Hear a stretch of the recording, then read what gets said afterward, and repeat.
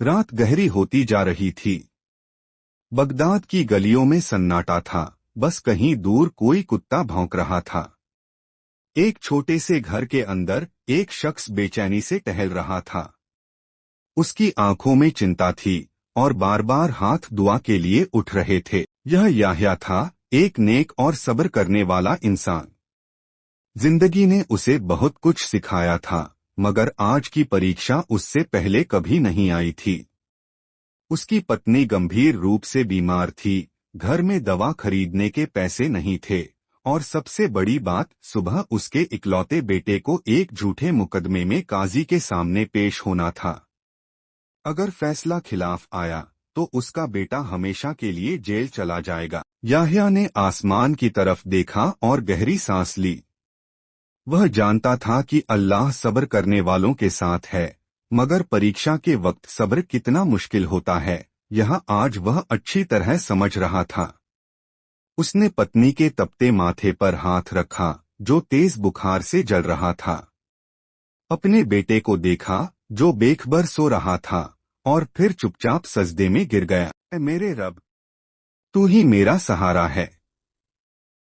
मैंने हमेशा सब्र किया, तू ही मेरे सब्र का इनाम दे। यह कहकर वह उठा और दरवाजा खोलकर बाहर निकल आया।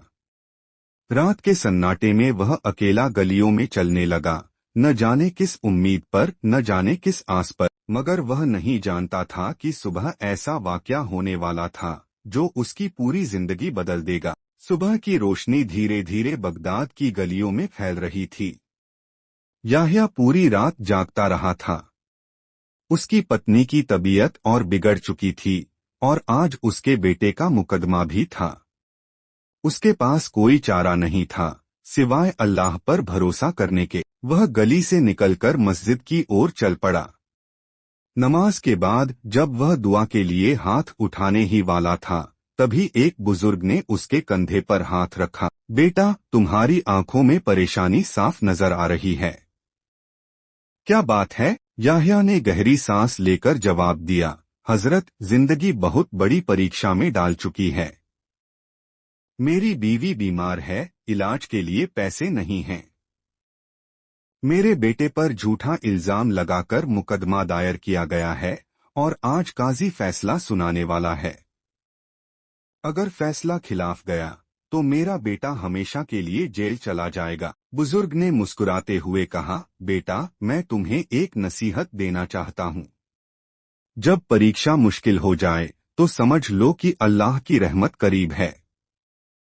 अल्लाह अपने नेक बंदों को आजमाता है, लेकिन उसी आजमाइश में तुम्हारे लिए भलाई छुपी होती है।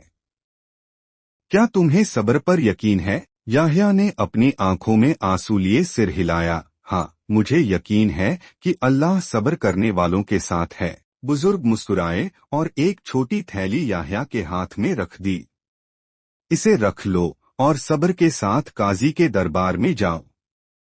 अल्लाह तुम्हारी मुश्किल आसान करेगा। याह्या ने जब थैली खोली तो उसकी आंखें हैरानी से फैल गईं। उसमें सोने के सिक्के थे। वह कुछ पूछने ही वाला था कि उसने नजर उठाई, मगर वह बुजुर्ग वहां नहीं थे, जैसे वे हवा में गायब हो गए हों। यह बुजुर्ग कौन थे? कहां से आए थे? और सबसे बड़ा सवाल, क्या सच में उसकी तकदीर बदलने वाली थी? याह्या के हाथ कांप रहे थे। वह हैरान और आभारी था और जल्दी जल्दी घर वापस आया। उसने अपनी पत्नी के लिए दवा खरीदी। उसकी हालत थोड़ी बेहतर महसूस होने लगी, लेकिन असली परीक्षा अभी बाकी थी, उसके बेटे का मुकदमा। कोर्ट में लोग जमा थे।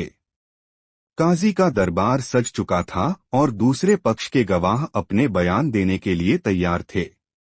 याह्या का बेटा चुपचाप खड़ा था। उसके चेहरे पर डर साफ दिख रहा था, लेकिन याह्या के दिल में अब शांति थी। वह जानता था कि अल्लाह सब्र करने वालों के साथ है। काजी ने अपनी कड़ी नजरों से याह्या के बेटे को देखा और कहा, तुम पर आरोप है कि तुमने एक अमीर आदमी का कीमती सामान चुराया है। क्या तुम अपनी सफाई में कुछ कहना चाहते हो? याह्या का बेटा सिर झुकाए हुए बोला, मैं बेकसूर हूँ काजी साहब। मैंने कुछ नहीं चुराया। विपक्षी पक्ष के गवाहों ने एक के बाद एक बयान देना शुरू किया। उनके बयान में फर्क था, लेकिन उनकी संख्या ज्यादा थी। काजी सोच में पड़ गया। याह्या का दिल तेजी से धड़क रहा था, लेकिन उसने खुद को शांत रखा। तभी अचानक दरबार के दरवाजे पर एक शख्स ने कदम रखा। उसकी पोशाक से लग रहा था कि वह कोई खास व्यक्ति है। दरबार में मौजूद लोग हैरान होकर उसे देखने लगे।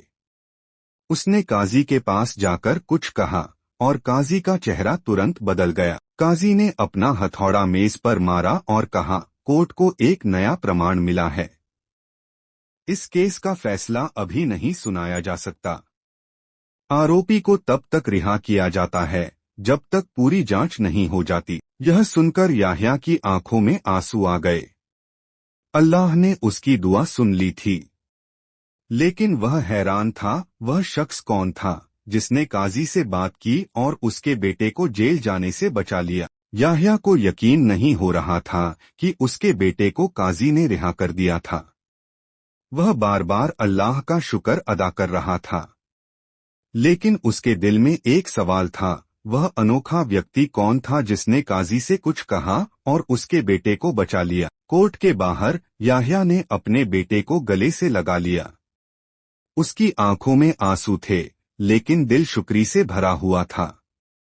इतने में वही अनोखा व्यक्ति फिर से उनके पास आया और मुस्कुरा कर कहा, याह्या, क्या तुम मुझे पहचानते हो? याह्या ने ध्यान से उसे देखा। उसका चेहरा कुछ जाना पहचाना सा लग रहा था, लेकिन वह याद नहीं कर पा रहा था। वह व्यक्ति हल्की सी मुस्कान के साथ बोला, मैं वही हूँ जिसने तुम्हें सुबह मस्जिद में सोने की थैली दी थी। याह्या की आंखों में हैरानी और आश्चर्य की लहर दौड़ गई। लेकिन आप कौन हैं? और आपने मेरी मदद क्यों की? वह व्यक्ति गहरी सांस लेकर बोला, मैं बगदाद के मंत्री का खास आदमी हूँ। मैं कई दिनों से एक ऐसे इंसान की तलाश में था जो सब्र और ईमानदारी की असली मिसाल हो। याह्या के दिल में सुकून और शांति का एहसास हुआ।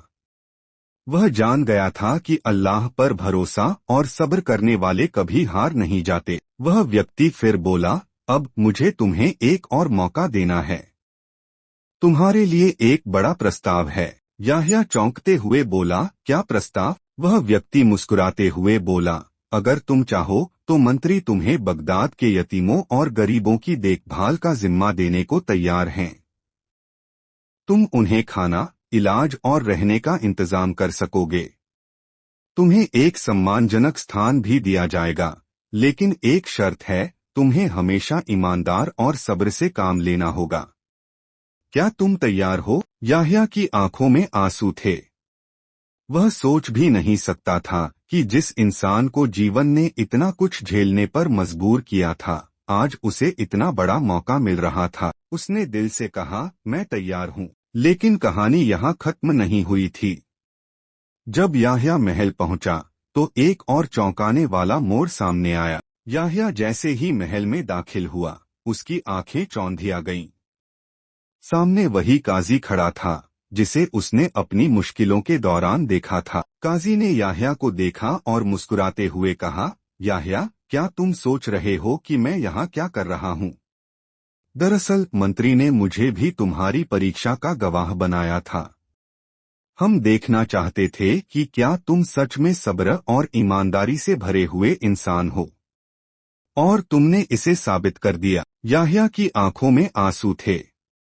तो यह सब एक परीक्षा थी? काजी ने सिर हिलाया, जी हाँ, और तुम्हारे बेटे पर जो आरोप लगाए गए थे वह असल में झूठे थे। हमने गहराई से छानबीन की और पाया कि असली अपराधी कोई और था। तुम्हारा बेटा निर्दोष था। याह्या ने सिर झुकाकर शुक्र अदा किया। उसकी आंखों से आंसू बह रहे थे, क्योंकि उसे यकीन था कि यह सब कुछ अल्लाह की रहमत से हुआ है। मंत्री ने खुद आकर याह्या को गले लगाया और कहा, अब से तुम बगदाद के यतीमों और गरीबों की देखभाल करने के लिए नायक हो। तुम्हें वह सम्मान और जिम्मेदारी दी जा रही है जिसके तुम हकदार हो। याह्या ने खुद से वादा किया कि वह अपनी जिंदगी का बाकी हिस्सा उन गरीबों और जरूरतमंदों की सेवा में लगाएगा।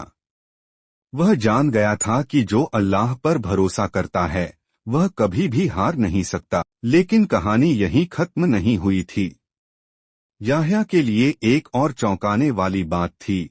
और जब वह महल से बाहर निकला तो उसकी नजर एक ऐसे व्यक्ति पर पड़ी जो उसकी जिंदगी को पूरी तरह से बदलने वाला था। याह्या महल के बाहर निकला और हवा में ताजगी महसूस की।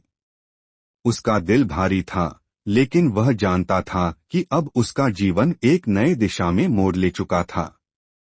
उसकी आंखों में अब कोई डर नहीं था, बस एक गहरी संतुष्टि थी।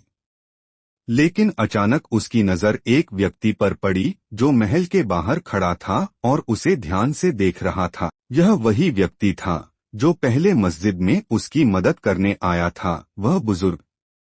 वह उसे फिर से मुस्कुराते हुए देख रहा था। याह्या हैरान होकर उसके पास पहुंचा और बोला, आप यहाँ कैसे? बुजुर्ग ने हंसते हुए कहा, क्या तुम मुझे पहचान नहीं पा रहे हो? याह्या ने उसकी आंखों में देखा और तब उसे याद आया, वह वही व्यक्ति था जिसने उसे सोने की थैली दी थी। बुजुर्ग ने कहा, मैं वही हूँ जिसने तुम्हारी मदद की थी और आज मैं तुम्हारी सफलता पर खुश हूँ।